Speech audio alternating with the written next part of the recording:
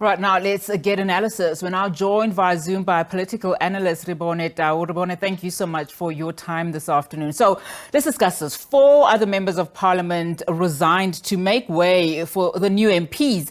Let's then talk about Paul Mashatile and his future. You know, this clearly paves the way for him to not only take his position in cabinet, but quite possibly be the next Deputy President of South Africa.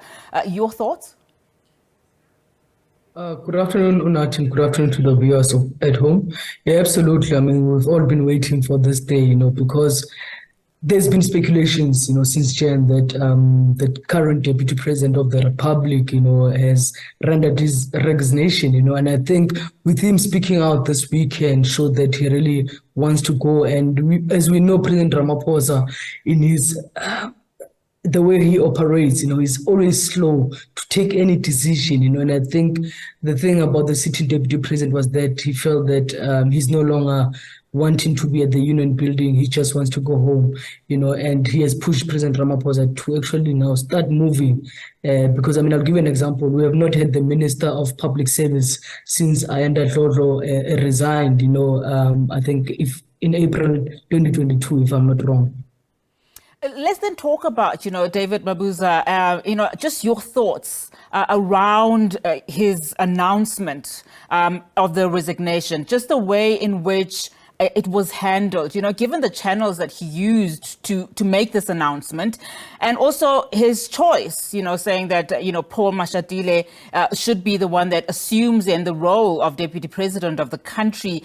But also, I want you to weigh in on the president's response through his office, saying that Mabuza must remain in his role until the transition has been finalized. Can you unpack just the way, these things have been just displaying themselves out in the public, with South Africans really wanting information in terms of where is this country going, what direction is it taking, and the president basically not saying anything? I think one must say that, when we look at the current Deputy President of the Republic, David Mabuza, since the conference of the ANC, he has disengaged, even within the party. And I'll give you an example. We know that on the 5th of January this year, that's when they concluded the business of conference, when they had the hybrid. He was not in the country. We had reports that he's in Eswatini, for Ingwala of the King, and it was not a business official trip in his capacity as the Deputy President of the Republic. It was in his personal capacity. So having him speaking out this weekend is clearly sending a message also to President Ramaphosa, because when you speak to some within the ANC, they tell you about the trust issues, and that's why there's been a delay. It's the first time we're hearing of this transition, of a deputy president, who resigns after conference, in the past you have had deputy presidents resigning, but you must remember those people are never deputy presidents of the ANC, before, like your Pumzile Mlambo post Polokwane, when she resigned alongside the former President Thabo Mbeki. So this is the first time that you have a sitting president of the deputy president of the ANC who loses at conference and comes back and says, I resign, because you have people like Kgalema who did not resign immediately after Mangaung conference in 2012, and you had the then Deputy President Cyril Ramaphosa remaining at Litulia House. But there seems to be a lot of rush, and you hear in the statements of the sitting Deputy President of the Republic that the current Deputy President of the ANC also seems to be moving, wanting this thing, and he just wants to say, I don't want to fight anyone, I just want to live in peace. And he feels that he's also used as a pawn, because this is as politics also at play in this whole thing. I would imagine he's well within his rights. But, earlier on you talked about, speculation being rife. The other speculation, of course, that is rife is the looming cabinet reshuffle. A lot of people saying that President Cyril Ramaphosa is going to make this announcement, in a couple of days, some even suggesting after his SONA address.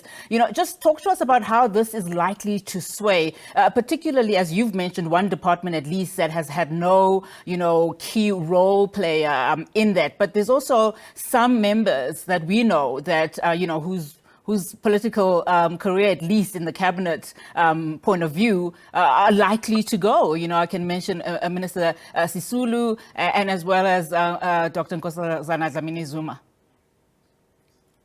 I mean, I can tell you that, you know, there were speculations that the reshuffling will happen last night, you know, but then there were now rumors that he's now planning to do it after the State of the Nation address, you know. But I think what is more confusing, one would have expected that he will do it before the government lekgotla, you know, so that he goes in with a new team, with a new fresh mandate. But now the issue is that he will want to do it after his son and explain that, okay, this is the team that he would want, you know, in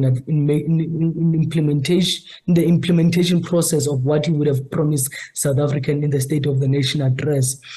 And I mean, you have Park Tau, by the way, who comes back again to be in the National Assembly. If you remember, in 2019, Park Tau was in the National Assembly. He resigned to come back and lead in Gauteng, you know. And when he lost in the provincial conference of the ANC, he was then reshuffled. Now he goes back to the National Assembly, you know. You have the likes of Sitlezi Galala, who obviously we know that he was the premier, now goes now to the National Assembly. There was a lot of also negotiations, because this was not only about the cabinet. You know, we know that there was also a National Working Committee which was elected recently at the first National Executive Committee meeting. So you have those also linkages of having those who are now in the NWC that needs to find expression in the cabinet, you know, and you have now the second Deputy Secretary General, which is a bit confusing, because whether is that position full-time? It's not yet clear, because I think the ANC needs to make the new constitutional amendments public, you know, because in my understanding, the position of the second Deputy Secretary General will be a full-time one. If she goes to Parliament to be a backbencher,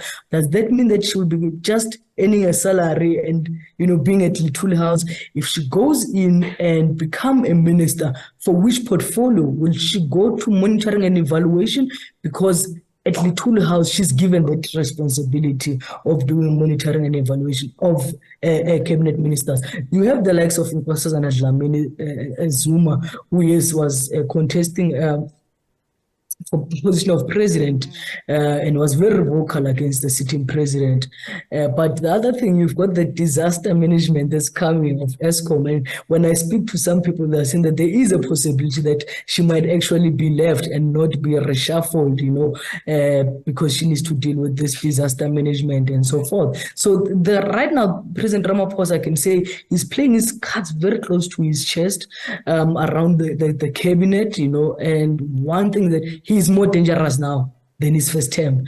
And with the National Working Committee, how it was elected, that proves that he is now becoming more and more dangerous to those who are also opposing him within the ANC. So it will be very interesting to see if people like Sisulu will survive, more especially after the 1 billion tourism, you know, around sports, totem or space, you know. So it is not going to be easy for people like Sisulu to also survive this cabinet, you know. But the president, the danger that he must also be cautioned around is to be frank and honest when he does his cabinet. It must not be along factional battles, but it must be about people who are competent, you know, and he must also put people in positions who have got the skills, the expertise, and the knowledge of the sectors that they should be leading.